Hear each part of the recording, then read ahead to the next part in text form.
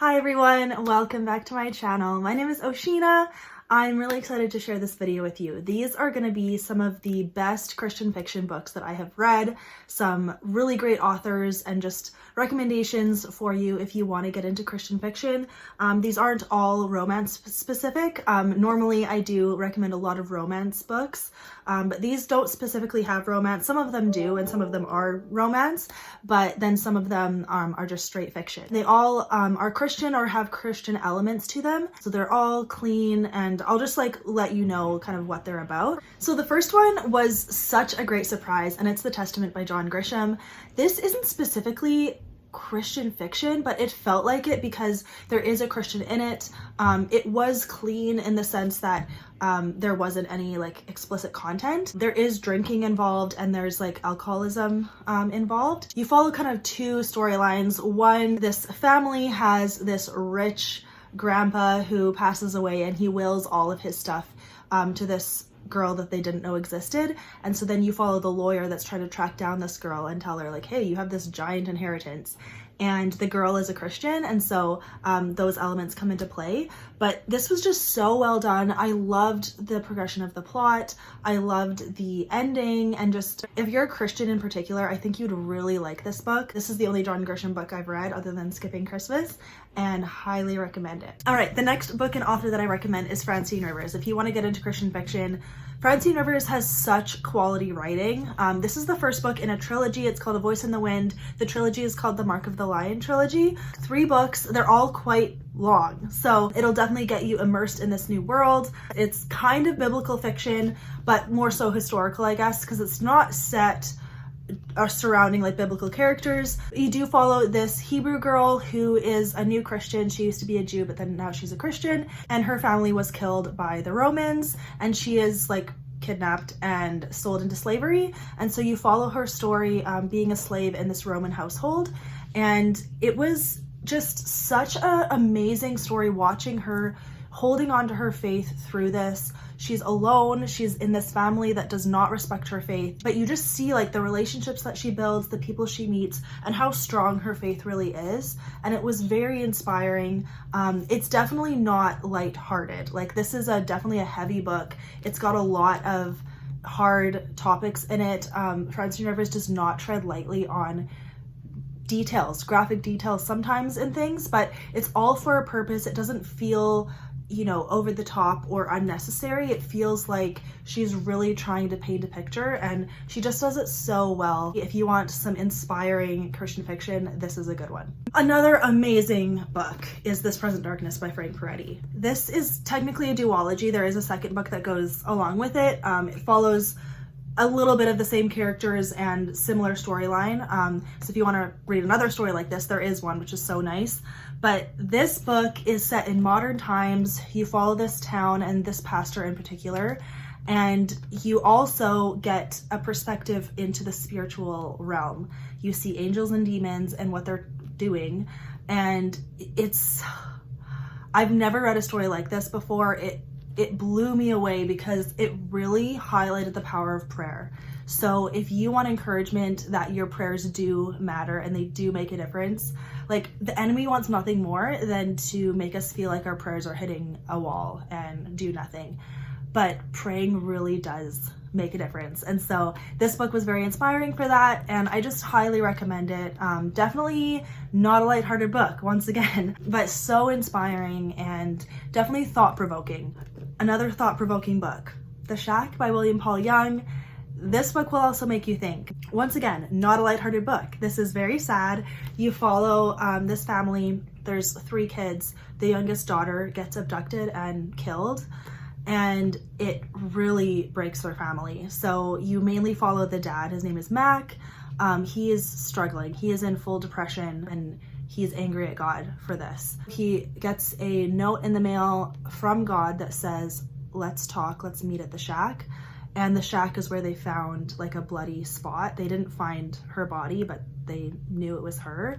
So sad. Okay, definitely as a parent, I'm sure it would be devastating.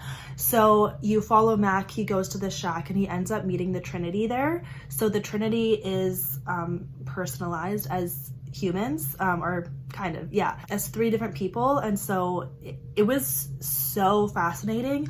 But my main takeaway from this book is it just highlights how much God loves us and how in control he is of everything, how he sees everything, and we can trust him with our hearts and with our pain. So this book is beautiful to me. I know it's a bit controversial, but I personally got a lot out of it. So I would give it a try. I think it's worth reading. I think it's worth considering. So yeah. Okay, I have 3 more fun ones. Okay, so the first one is If I Run by Terri Blackstock. This is a romantic suspense and it's super exciting. It's a trilogy, so you can get into 3 fun books. They're so fast paced and they follow like the same storyline all throughout. A lot of romantic suspense follows different characters per book, but this one you follow the same characters all throughout, which was really nice. So this one you follow a girl on the run because she is being accused of murdering her best friend. So she's trying to run away from the police because she knows that she didn't do it and she thinks the police are dirty. So she doesn't trust them, so she does just have to be on the run, but also is trying to solve the murder of her friend. And then you follow the private investigator who is hired to find her. So you get their alternating perspectives, which I really enjoyed. And they both have very deep backstories and you get to know them as characters.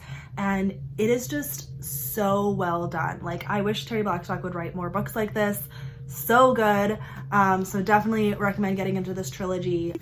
But along the same lines, if you want an even longer series that does follow different characters, the Alaskan Courage series by Dani Pettrey is my favorite romantic suspense series. First book is called Submerged. You follow this family and friends that are in a search and rescue diving team in Alaska. And each sibling / friend has their own book, and it is so good. I think there's 5 books. I always get mixed up if it's 5 or 6. I think it's 5. But yeah, you just follow one of the siblings. He has a romance. So all of them do have a romance as well. And I just found the mystery part so good and the romance so good. Like, there's such a good balance in these books. And what I really liked is the core mystery is throughout every book, and then it's like resolved at the very last book. So you definitely have some like cohesion between all of the books. I wouldn't call them standalones, definitely read them in order, but they're just so good. And you come to really love this family and these siblings. So yeah, highly recommend. Okay, and my last best Christian fiction book is The Last Song by Nicholas Sparks. I don't know if this is marketed as Christian fiction, but this is for sure Christian fiction in my opinion, because the dad is a Christian and there are like Christian themes throughout. There's prayer and there's just like really solid morals in this book. So I love it. So if you know, it's also been made into a movie, so love that. But it follows this brother and sister who go to live with their dad for the summer because their parents are divorced. And the older sister, her name's Ronnie, she has a very tumultuous relationship with her dad. She doesn't really like him. She kind of blames him for the divorce and just for everything, all her problems. And she is definitely kind of on the rougher side, but she has a really good heart and it's not cheesy, like it's real. You just follow her throughout the summer. She meets other people, she meets other teenagers, and it's just kind of her throughout this summer, really learning about her dad, learning about family, having a romance. And it was just so good. And definitely it's gonna make you cry. It definitely is, you know, it's a fun summer read, but then there is some, you know, grief and depth to it. So absolutely love this book, highly recommend. So those are my top recommendations for Christian fiction. If you want to get into Christian fiction, or if you've never read any of these books and you already like Christian fiction, read these books. These are my best recommendations. And I love Christian fiction. Adding faith to any story makes it better in my opinion. So yeah, I hope you guys enjoyed this video. I know some of these might not be original. These are on my channel all the time, but I did want one video where this is the best Christian fiction that I've read. So go ahead and add these to your TBR. I'll write all of the books down below in the description. And of course, I'm always adding to this list. This is not an extensive list. And these aren't necessarily all of my all-time favorite books. I have way more, but I didn't want to put them all in one video. So these are just some really good Christian fiction books that I recommend. So yeah, thank you for watching, you guys. I will see you in my next video. Bye. Cassandra, I texted Daniel Pokemon. as like a suggestion, and he just texted get out. He didn't like that idea.